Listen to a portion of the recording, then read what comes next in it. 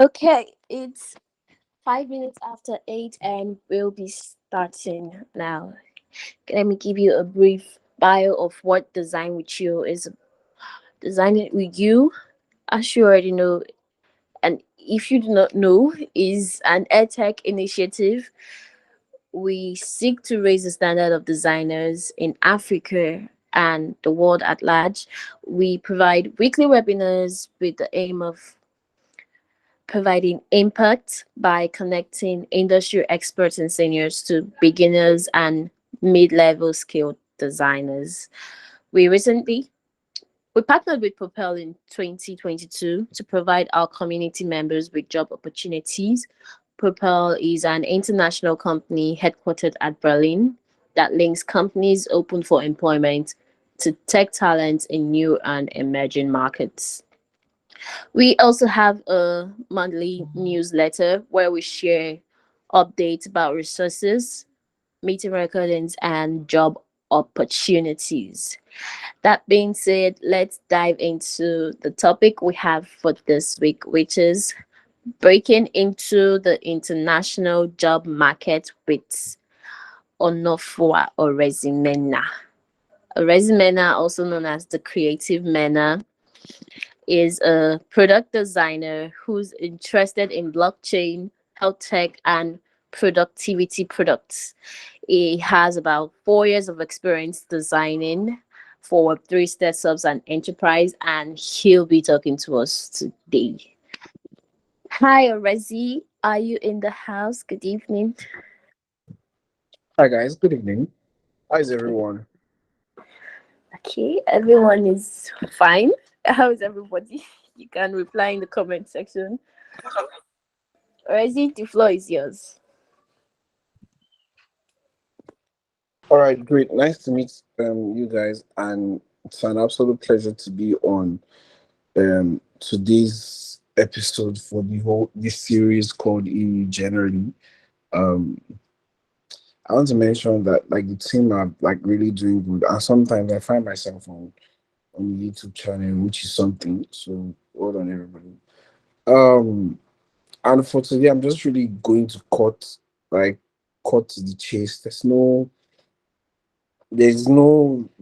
and like really there's no need to like stretch it more than it should be, but I'll just try to share a couple of things I learned from how I sort of finally found a way to break into the international market from like trying, you know um so as a designer or any creative generally, the first step towards like eventually getting the international role is actually acquiring a skill.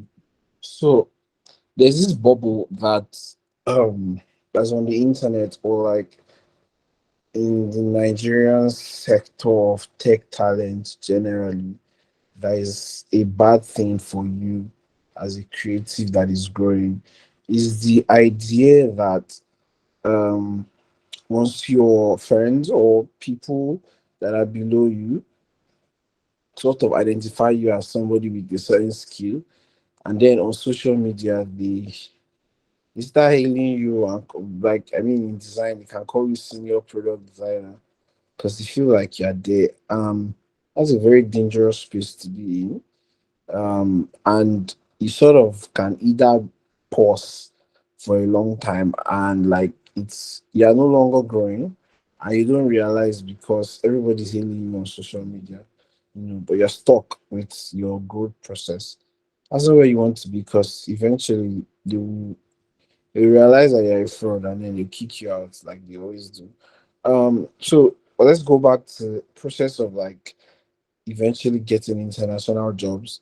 The first one is to acquire a skill and um acquire a skill to the extent that you feel when you are placed in this room with other professionals from top companies, you sort of can compete on the same playing field or like closely the same playing field like them. So if you have not gotten to that level yet, um, it's be hard to get rules. And so the process of you acquiring that skill to a very crazy level that you sort of feel confident and you feel competitive in the international market, especially now where there've been a lot of layoffs last year. So there are quite a number of people that are really good at their jobs and they're outside currently trying to close another job.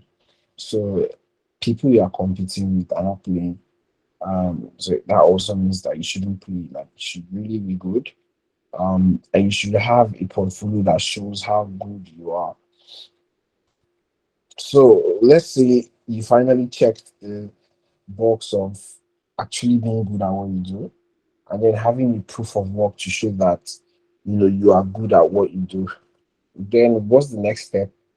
I mean, everybody on this platform knows that one way to get a job is actually by applying, going to like job sites, sending proposal, applying for these jobs. In my whole year of working, like my whole years of working, I don't think I've ever had more than two response from me applying through job boards or like LinkedIn and the rest. Like I've been only God knows the number of things I've tried to like the number of companies I've tried to apply for in my whole life, and I think I've gotten only one or two response. So success rate for actually applying um via job sites, you see somebody, you see a company with this particular role that fits your JD, and then you send your CV, your cover letter, and the rest of it. I personally have an experience of 1/100% in my success rate of like them replying those my requests. So yeah, that method is actually very hard, but I don't think is not something worth exploring regardless. I have friends that it does work for them, but like everybody would know, everybody we are all different people, and um, different things are eventually going to work for different people. You need to just find your own thing. So what is my own thing? Conversations. Um, so last time I was job hunting, so I was just moving around on LinkedIn and I sort of saw a design post being made.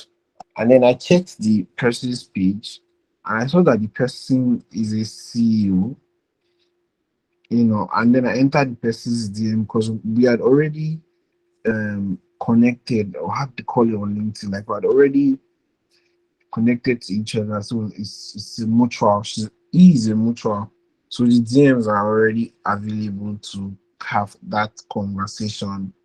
Um, so I sent the DM introducing myself, saying what I can do, and how I would be a good fit for the team.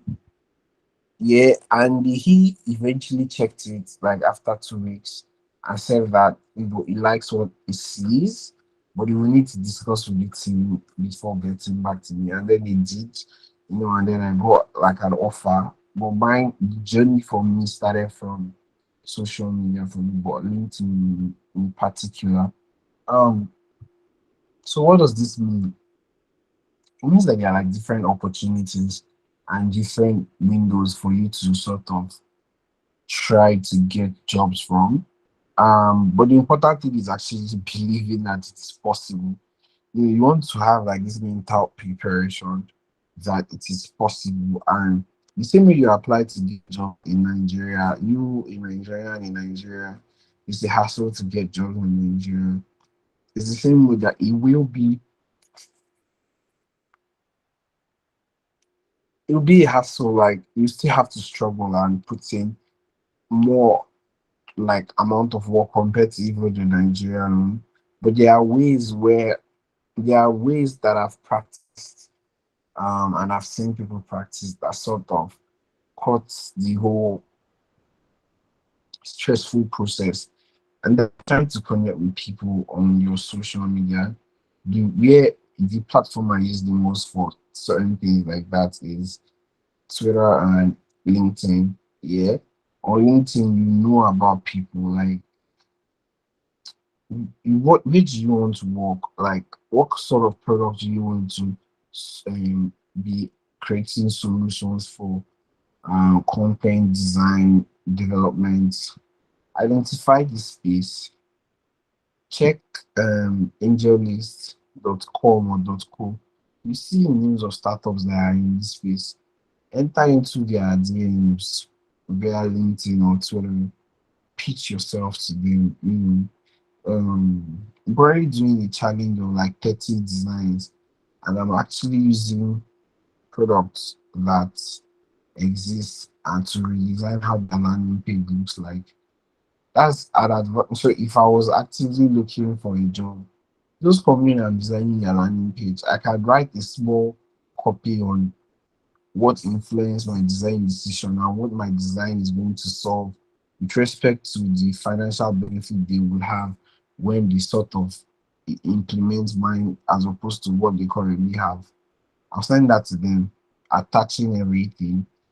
I bet you that, except they don't have money or they have like a designer that they are in love with or they are in bed with, they will definitely send an email to like follow up at least because of curiosity to know what's up exactly.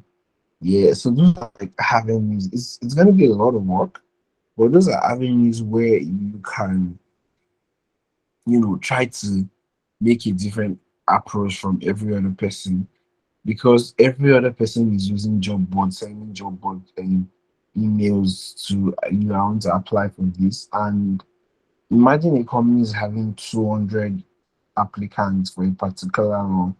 There has to be some sort of automation so that you don't sleep on, the process of hiring and deciding who's actually a proper talent, a good enough talent. And you don't want to be unlucky enough that the automation process kicks your CV or your cover letter out of people that they get shortlisted. So if you don't want to go through that part and just pray for luck, the other way to do it is what I mentioned, trying to find certain jobs that interest you. If it is blockchain, you can find out companies that are like blockchain startup, and you can easily find out if they've raised. I used to talk to my friend, and one thing that we sort of do is when I eventually find a startup that exists, I use Google search to find out if they've raised. So if they've not raised, then it means that probably they are bootstrapping or they don't have funding. And if you don't have funding, you cannot afford to pay me the kind of money I'm looking for. So I'll focus my energy on people that have raised or people that have fluidity in terms of finance. So those are another things I look out for. But when I eventually find them, which is going to take you a while, than is more stressful than how I just simplified it in the conversation.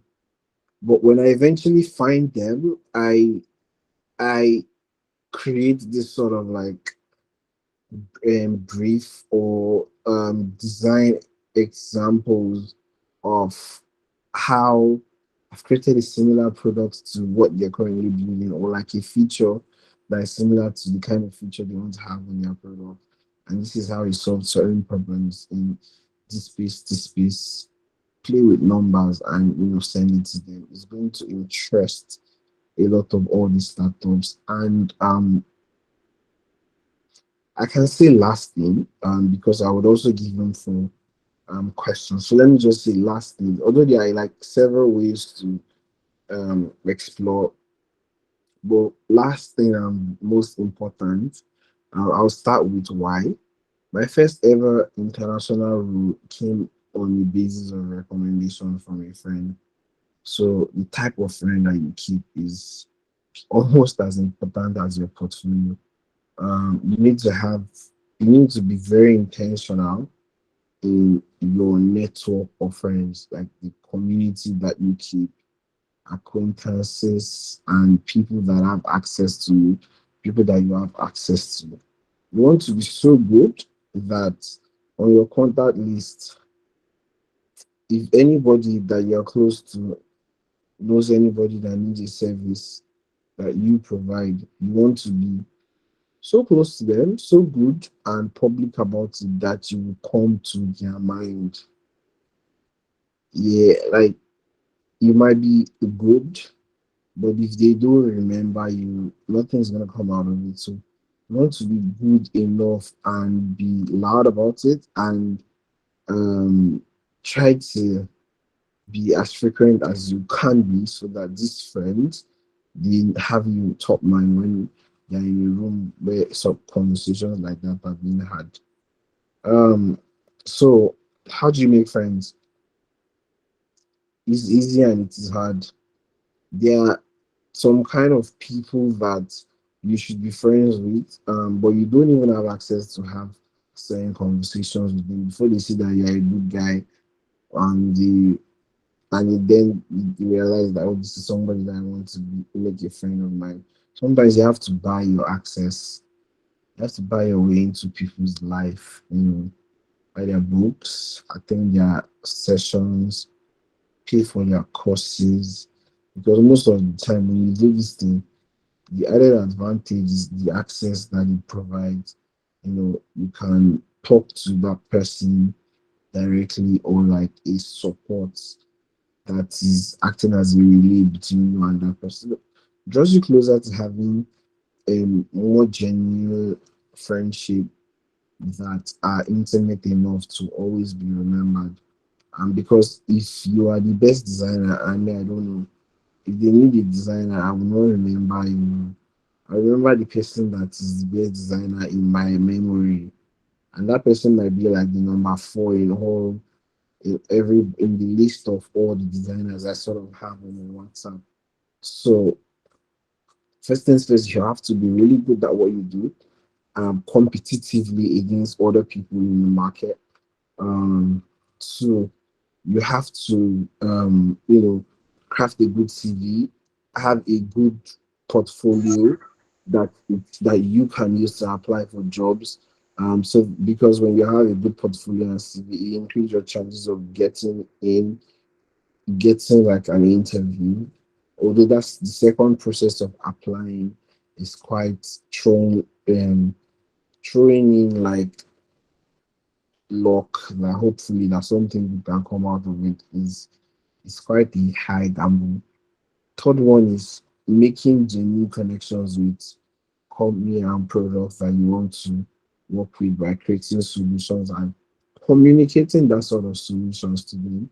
The next one is your friends, making valuable friends, impactful, will change your life. So those are like the high level ways I do or I use in getting new roles from time to time, especially knowing fully well that none of these jobs are our father's job, and sometimes once you're done with your deliverables, it might be the end of your contract with them, and then they send you packing. So as much as every other person here, I'm also an active job seeker, because I can wake up tomorrow now and then somebody tells me that they no longer need my service. And then they pay me for how many days have we done in March? 5. They pay me for 5 days. I can't do anything.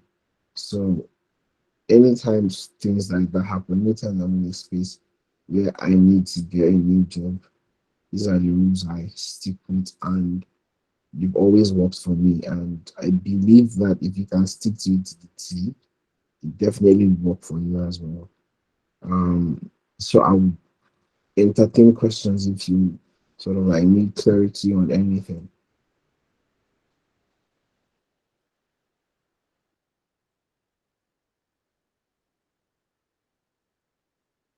Thank you very much, Mena.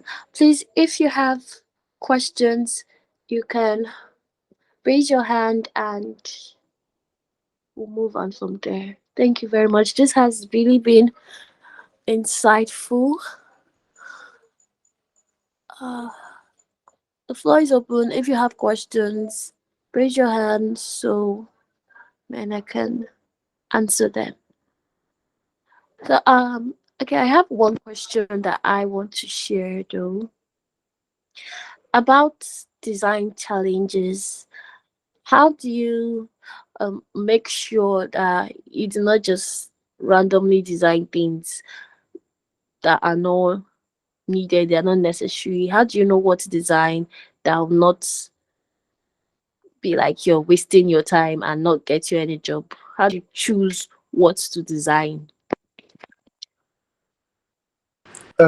So what is actually relevant design? You need to pay attention to what exactly is being talked about. Like everywhere is really loud. You just need to know what exactly where exactly the sound that concerns you is coming from.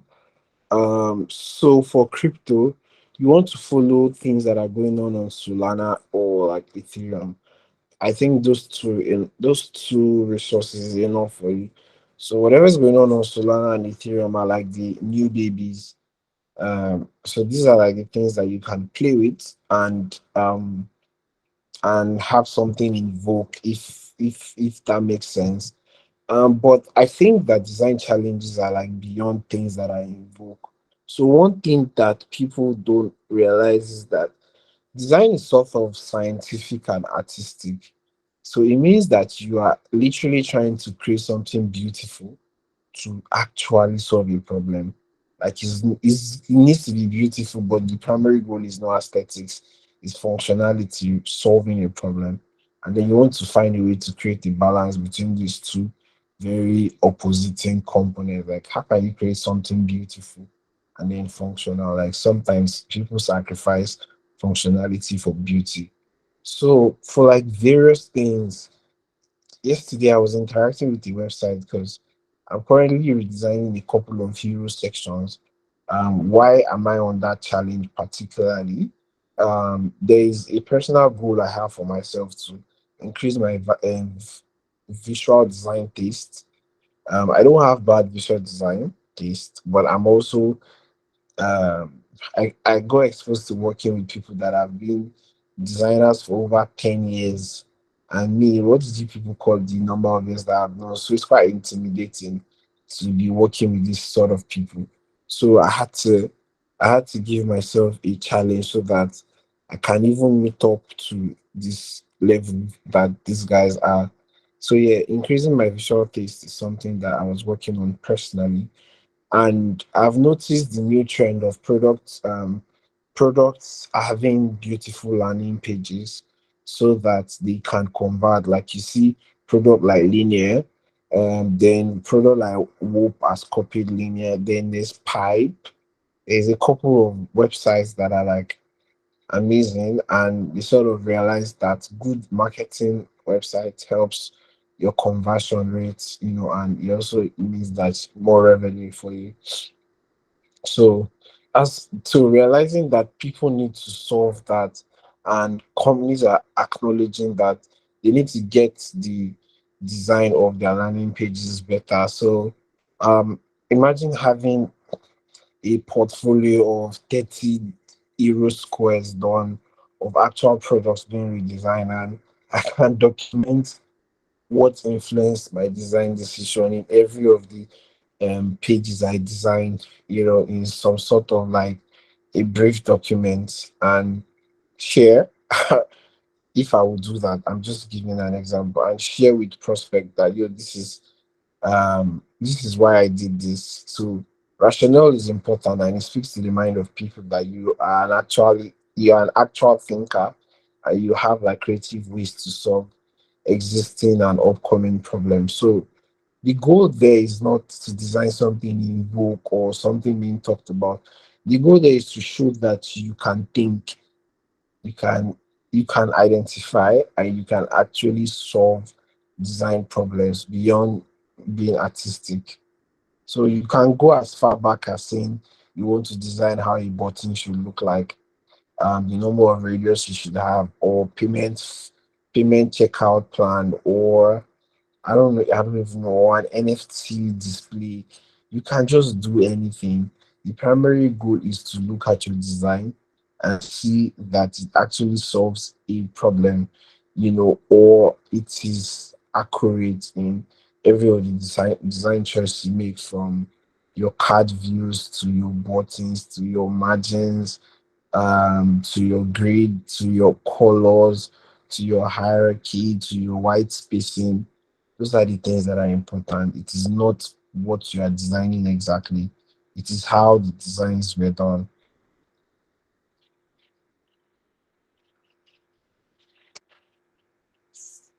Thank you very much. Okay, I think no one has any other questions.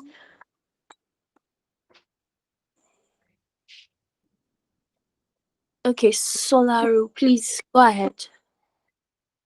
Okay, good evening. Thank you very much for everything that you shared this evening.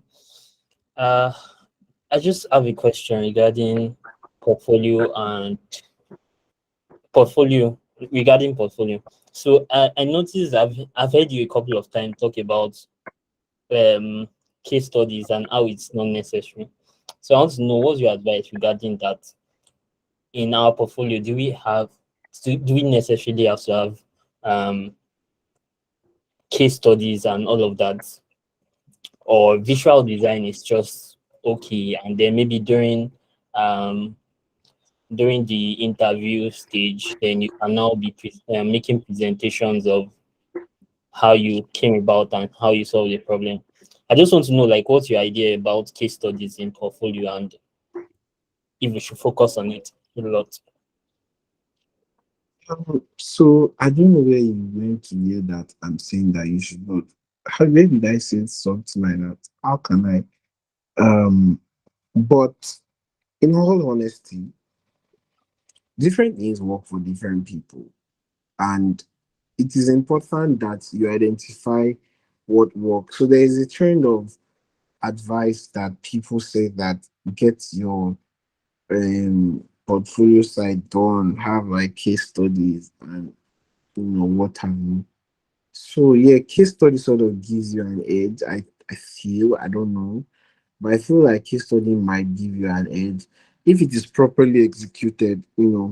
I see a lot of case studies and it is filled with words, and then you now start looking for the images of the actual solutions that was done, and you will now be referring you to a Figma page.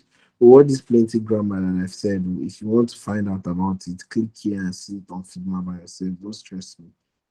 That's a ridiculous way to do it.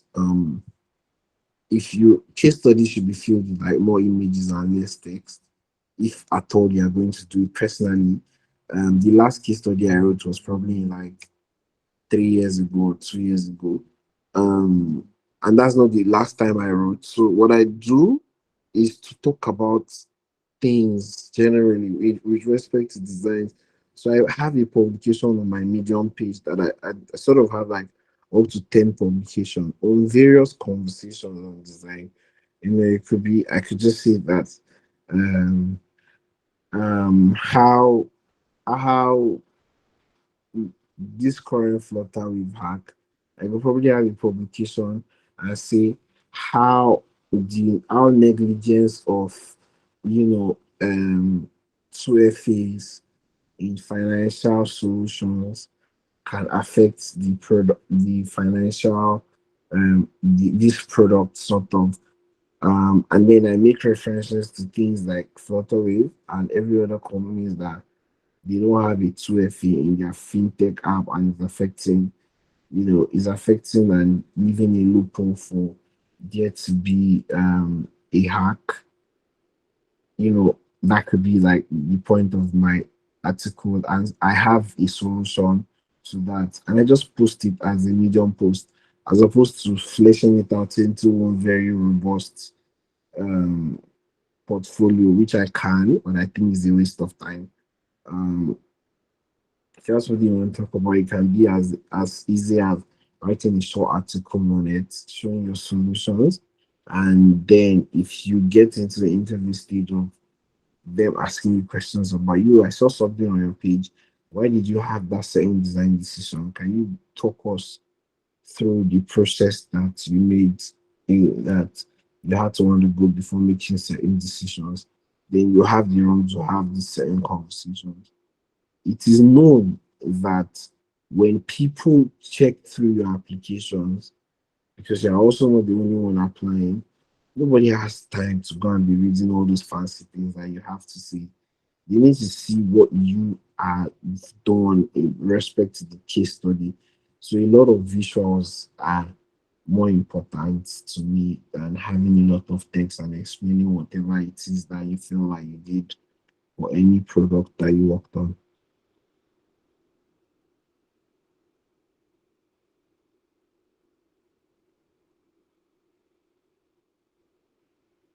All right, thank you so much. I totally understand everything you said, and I'll take it.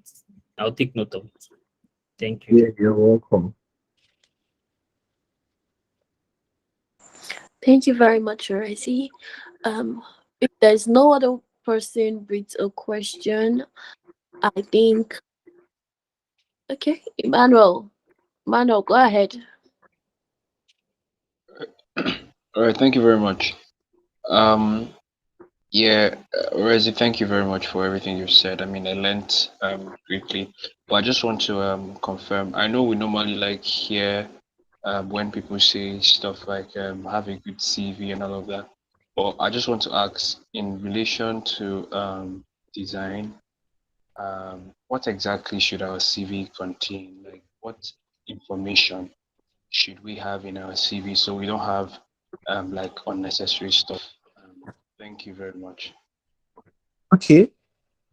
So to the best of my own knowledge, or with respect to how my own CV looks like, my name is there, and brief links to portfolio, social media, majorly LinkedIn, and Twitter with my email. I have a brief bio of myself, like who am I? Hi, I'm so and so person with this decent amount of years in this particular set of field, and whatever, however you want to, make your bio sound to introduce the kind of person that you are. And next things are companies that you have worked with, the name, period that you worked with them, your role with them, and sort of like bullet point, 2 to 3 bullet points on why you are with them. What was the things that you did, that you achieved. With respect to numbers, like don't say that. So we designed a dash in, like, you literally have to explain when you design that, what happened, like the onboarding process become faster for users, like your design decisions, how did they influence like the market and the users of the product. It's very important to talk in numbers. 20%, 2,000 new users onboarded, those sort of things. So it's very important to put all those numbers, because you're actually solving a problem as a designer, and your solution needs to be emphasized in your portfolio, in your CV rather. So after having your JD, your jobs and like roles that you've occupied and things like that that you have done in bullets, you want to list your skill set and your education so far. I think those those are what I have on my CV. My gender is none of anybody's business. A picture of how I look like when you call me on your camera. What else? I think that's all. Every other thing is really, really secondary.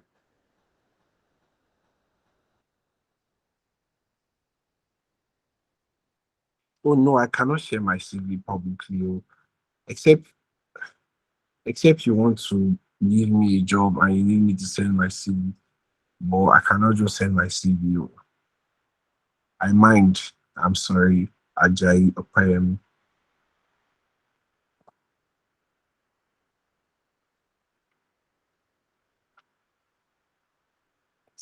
If you have no experience at all in design, how do you prepare your CV? You don't. You need to explain to me how you have been using your time. Oh. Since you've never had a job, what have you been doing? Where have you volunteered? Where have you worked on with respect to internship?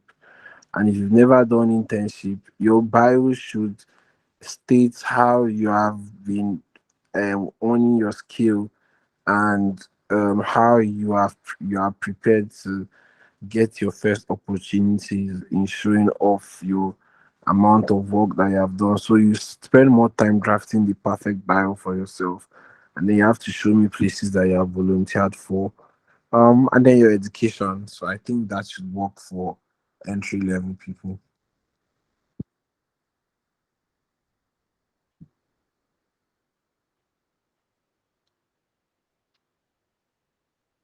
You're welcome. Okay. Thank you very much, Razi. Thank you very much. You can check the chat box to find Razi's socials. He's the Creative Mena on both Twitter and LinkedIn. Okay, someone has another question. And you can also find our socials there. And please subscribe to our YouTube channel. We post recordings of all our meetings there, so you can watch recordings of past webinars we've had. And also subscribe to our newsletters. We post job opportunities and resources weekly or bi-weekly there too.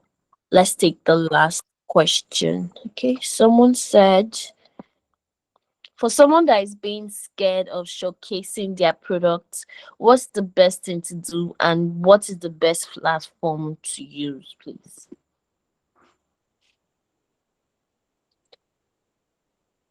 If you are being scared to showcase your work, I don't think you're hungry, or I don't think you actually need a job. Because those things don't work hand in hand.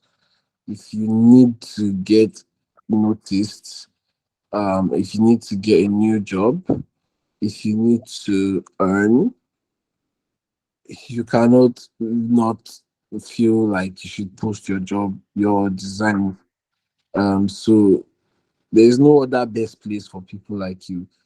The only way for people like you and is to knock that thing off. That is, if somebody wants to spoil your life, you are there, you're happy. If you don't have, if you have issues with posting your jobs, probably is a sign that you are not there yet. So go back into the deep, improve upon what you've been doing, so that you can be confident enough to show off. Um, and if you are very good and you know that your skill should be seen, but still you don't post it, you probably need to go and pray about it, because that's the only way. If you're posting it on your portfolio, yeah, it has to be posted on LinkedIn or Twitter. Like, bruh, you're as good as you're as good as how what people know about you. So if you are the world best, if you are Messi and it's only inside your backyard that you are playing the ball, you are Messi for your pocket. So you need to show off that Messi in you publicly before you stand a chance to even go head to head against other Messis. Nobody will come and look for you and offer you anything. You would actually starve if you are not known, regardless of the quality of your work.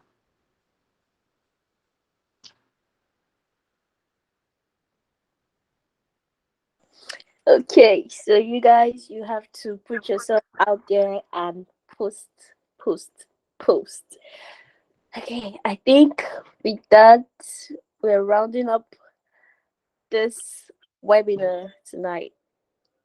Thank you very much, Arazi, and thank you everyone for being present. Good You're night. very welcome.